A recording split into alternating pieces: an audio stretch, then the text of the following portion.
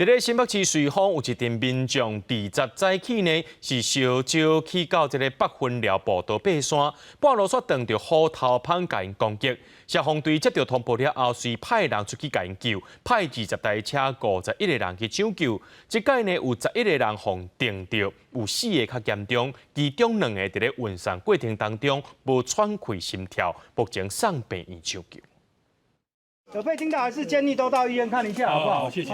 去打个针比较保险。登山者真细致，顺楼梯行落，消防人员随去关心每一个山友的伤势甲身体状况。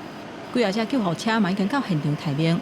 20早起，有20个民众趁好天，烧酒去新北瑞丰北分寮步道行踏，想要到伫半路啊，煞拄到那像虎头蜂的攻击。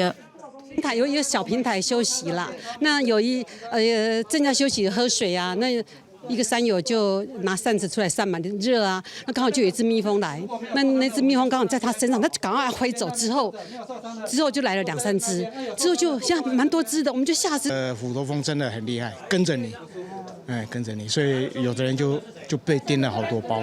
消防人员伫中昼11点半左右接到通报，随派20台车、51个人去救人，而且早线上线索也有锁啊。这20个登山者内底，有16个人较有法度行，其中有7个人去有碰定着，加在伤势拢较轻，分别送去瑞丰控工病院甲家人中间。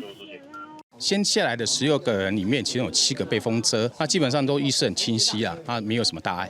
遐若伤势较严重的4个人，有1个人厝内5米深的边坡，加在并无大碍。 遐若消防人员用广式的软桥，甲因送落山，而且甲因做生理实验水。想袂到伫半路的时阵，有2个人失去性命的现象。救护人员除了甲因做 CPR， 嘛用金巴注射的方式，甲因做肾上腺素来治疗休克的症状。病人的主诉是看到比较大只的，差不多有3公分以上，黑色的，应该都是虎头蜂。这虎头蜂呢，当然比较大只的时候，它的这个毒剂量可能会比较大。 但是即使过敏体质，即使小只的这道，它会呼吸很急迫，血氧会降低，会很厉害的过敏性休克的症状。医师表示，9月份虽然是去互蜂或者是乌蜂叮到，通报较侪时期，不过虎头蜂出现的比例嘛袂少。亲像伫山路、草坡啊、树仔顶或者是溪边等，拢是蜂较会出现的所在。民众伫户外活动的时阵，建议较莫穿涉水伤过显目的衫，或者是吸芳水。若是拄到蜂或者是虎头蜂伫附近咧飞，千万唔通去甲压，唔通去甲拍，都要赶紧安静离开。记者综合报道。